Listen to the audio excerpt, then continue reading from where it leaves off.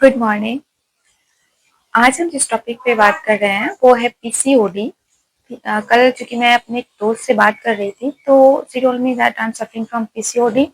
तो पीसीओडी क्या कंडीशन है ना कि पीसीओडी का सबसे पहले तो लोग इस चीज में कंफ्यूज रहते हैं कि पीसीओडी एंड पीसीओएस ये दोनों अलग अलग है। तो मैं बता दूं कि पीसीओडी एंड पीसीओएस ये दोनों अलग अलग नहीं है। पीसीओडी मीन्स होता है पॉलीसिस्टिक ओवरी डिजीज, डिजीज भी बोलते हैं हम उसको, और पीसीओएस का मतलब होता है पॉलीसिस्टिक ओवेरियन सिंड्रोम। तो ये दोनों सेम ही है। कुछ लोगों का ये भी कहना होता है कि पीसीओडी के बाद जो हायर स्टेज हो जाता है, जो रिस्की स्टेज हो जाता है ना, उसको हम लोग बोलते हैं पीसीओएस। पर ऐसा भी नहीं है, दोनों का मतलब नेम अलग अलग है, पर जो डिजीज है वो जो सिम्टम्स है दोनों का सेम ही है। तो पीसीओडी जो है हमारे माइंड में आ जाता है कि कोई बीमारी हो। जैसे ही हम सुनते हैं पीसीओडी तो हमें लगता है कि कोई बहुत बड़ी बीमारी होगी और हम इग्नोर कर देते हैं। अभी के टाइम में बहुत सारी गर्ल्स पीसीओडी से सफर कर रही हैं। बहुत सारी क्या, अभी बहुत सिटी में तो चपेट में आ ही रही है। अभी जो गांव वाला एरिया है वहां पे भी बहुत सारी लड़कियों को पीसीओडी से सफर करना पड़ रहा है, लेकिन उन्हें पता नहीं होता कि उन्हें क्या प्रॉब्लम हो रही है। सिम्टम्स दिखते हैं लेकिन वो समझ नहीं पाती है। जैसे ही डॉक्टर के पास गई, उन्हें बोला जाता है कि आपको पीसीओडी है, तो उसको लगता है अरे हमको कोई बीमारी हो गया। पर ये क्लियर कर दूं कि पीसीओडी कोई बीमारी नहीं है। पीसीओडी एक फीमेल में एक ऐसा डिसऑर्डर है जो इम्बैलेंस हो जाता है जब हमारा हार्मोन्स, तो हार्मोनल इम्बैलेंस की वजह से होता है। और इसको इसीलिए हम लोग जो है इंडोक्राइनल डिजीज भी बोलते हैं, इंडोक्राइनल डिसऑर्डर भी बोलते हैं। आज हम पीसीओडी के बारे में इसलिए पढ़ रहे हैं क्योंकि हमें जो है इसके बाद मैं जो है आपको आप लोग को देने वाली हूँ इसका क्लास, इसका योगा क्लास। ठीक है, योगा बताने वाली हूँ पीसीओडी से रिलेटेड। तो योगा बताने से पहले ये जानना जरूरी है कि पीसीओडी होता क्या है, उसके लिए योगा कितना ज्यादा अहम रोल निभाता है, तभी आप लोग जो है समझ पाओगे। उससे पहले इसलिए मैं पीसीओडी के बारे में बता रही हूँ, पहले आप जानोगे उसके बाद में योगा बताऊंगी। पीसीओडी बेसिकली फीमेल के ओवरी का एक ऐसा कंडीशन है जो रिप्रोडक्टिव ऑर्गन का जो सबसे मेन पार्ट होता है ओवरी, जहाँ से एक रिलीज होता है, उसका एक ऐसा कंडीशन है जिसमें सिस्ट बन जाता है। और ये सिस्ट लाइफ स्टाइल की वजह से होता है, इसका रीजन में बताएंगे। और ये मेन इसका जो काउज होता है वो हार्मोनल इम्बैलेंस होता है, और हार्मोनल इम्बैलेंस का बहुत सारा काउज होता है हमारे लाइफ में।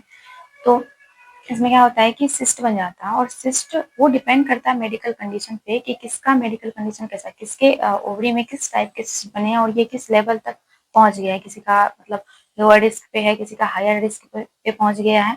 और उसका ट्रीटमेंट भी उसी पे डिपेंड करता है कि उसका किस टाइप का कंडीशन है, मेडिकल कंडीशन क्या है, बहुत ज्यादा लेवल का है या फिर कम लेवल का है। तो फिर उसका ट्रीटमेंट भी उसी टाइप से होता है। सबसे पहले उसके ट्रीटमेंट के लिए क्या किया जाता है कि उसके हार्मोनल जो ये होते हैं ना, डिसबैलेंस इम्बैलेंस, उसको ठीक किया जाता है, उसके लिए ट्रीटमेंट किया जाता है। पीसीओडी इस कोई बीमारी नहीं है, ये कोई मतलब बस एक मेडिकल कंडीशन है जिसको क्योर किया जा सकता है। ठीक है, लाइफ स्टाइल में सुधारों को लेकर के।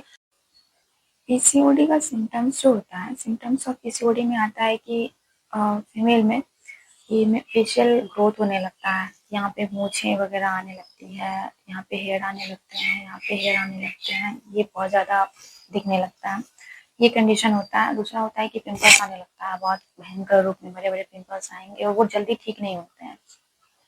इसके अलावा फिर जो है वेट गेन होता है, पूरा फैट बढ़ जाता है बॉडी में, और ये फीमेल में ही होता है। तो ये फीमेल का ही कंडीशन है, वाली मेल में ये नहीं होता।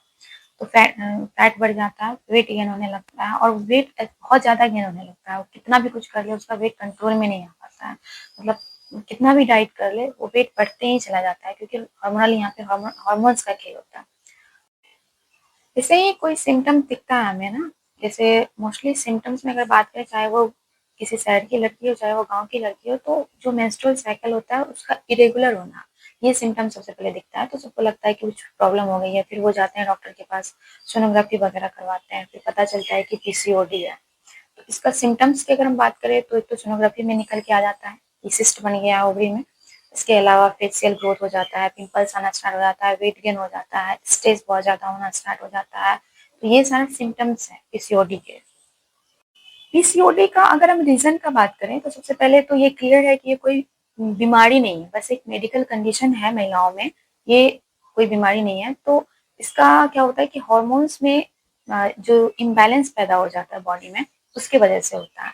तो हार्मोनल इम्बैलेंस का जो होता है, ये इसका बहुत सारा रीज़न होता है कि हम प्रॉपर नींद नहीं ले रहे हैं, बहुत स्ट्रेस ले रहे हैं, टेंशन ले रहे हैं, या फिर बहुत सारे रीज़न होता है। उसके बारे में हम बाद में बात करेंगे, हार्मोनल जो चेंज होते हैं हमारे बॉडी में। लेकिन यहाँ पे जो रीज़न है, हम पीसीओडी के बारे में बात कर रहे हैं। तो पीसीओडी में क्या होता है कि हार्मोनल चेंज की वजह से होता है पीसीओडी। उसके अलावा लाइफस्टाइल की वजह से होता है, हम रेगुलर एक्सरसाइज नहीं कर रहे हैं, फिजिकल एक्टिविटी में पार्ट नहीं ले रहे हैं, इसके अलावा डाइट प्रॉपर नहीं ले रहे हैं जो महिलाएं। इसके अलावा अगर हम रीज़न की बात करें तो उन महिलाओं में भी ये होता है जो हर चीज़ मेंटेन कर रही हैं, लेकिन उनके जेनेटिक्स में, उनके मदर में या उनके उनके फैमिली में कोई हिस्ट्री रहा है पीसीओडी का, तो उनमें भी होने का चांस है।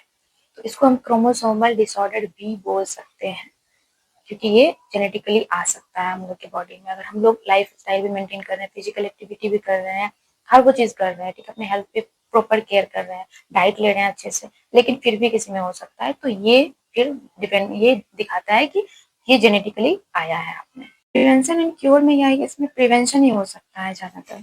प्रिवेंशन में हम लोग क्या कर सकते हैं, इसके प्रिवेंशन के लिए, तो इसके प्रिवेंशन के लिए हम लोग क्या कर सकते हैं कि अपना बॉडी को एक्टिव रखना होता है, ठीक है। जो जेनेटिकल आ रहा है, अगर किसी में जेनेटिकल आ रहा है तो उसको हम लोग तो खत्म नहीं कर सकते, वो तो आएगा ही। अगर जेनेटिकल आ रहा है तो फिर उसका ट्रीटमेंट करवाया जा सकता है।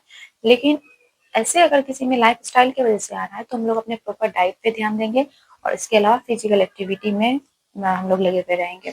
आज के टाइम पे क्या होता है कि मोस्टली आप देखोगे कि जो गर्ल्स होती है वो ज़्यादा फैटी हो जाती है, बाहर का चीज़ खाना स्टार्ट कर देती है डेली, मतलब जो मैदा से बनी हुई चीज़ें हैं या फिर जो भी चीज़ है, ये सब चीज़ खाते हैं, बर्गर वगैरह खाते हैं, पिज़्ज़ा वगैरह, उसमें चीज़ डाला हुआ होता है। तो ये सब चीज़ क्या करता है ना कि हमारे बॉडी में फैट के लेयर को बढ़ा देता है, ठीक है। इसके अलावा क्या करती है, फ़ोन, मतलब स्ट्रेस बहुत ज़्यादा हो जाता है, फ़ोन यूज़ कर रहे हैं, नींद नहीं आती है, तो फिर प्रॉपर नींद नहीं ले पाते, तो इसमें हार्मोनल जो है चेंज होना स्टार्ट हो जाता है।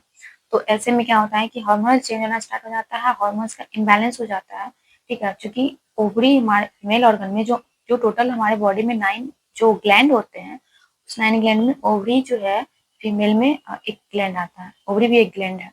उस ग्लैंड से भी हार्मोन्स एक्सचेंज होते हैं, तो हार्मोन्स वहाँ पे इम्बैलेंस हो जाता है।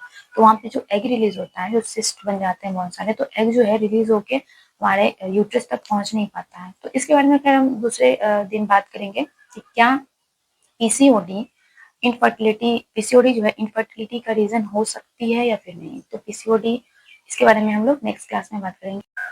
इसके अलावा जो ट्रीटमेंट की हम बात करेंगे, तो ट्रीटमेंट में हार्मोनल जो ट्रीटमेंट होता है, जो हार्मोन्स को कंट्रोल कर सके वैसी दवाइयाँ देना, और इंसुलिन को कंट्रोल करना, क्योंकि यहाँ पे इंसुलिन का ही रोल होता है, इंसुलिन, और इसके अलावा और भी कुछ हार्मोन्स हैं, तो उसका ट्रीटमेंट करवाना। तो हार्मोनल ट्रीटमेंट होता है सबसे पहले, अगर, और वो डिपेंड भी करता है कि उसे किस लेवल की दवाई दी जानी चाहिए, तो वो डिपेंड करता है कि उसका मेडिकल कंडीशन क्या है, किस टाइप के हैं, वो ज़्यादा हायर रिस्क पे हैं, लोअर रिस्क पे हैं, उस टाइप से।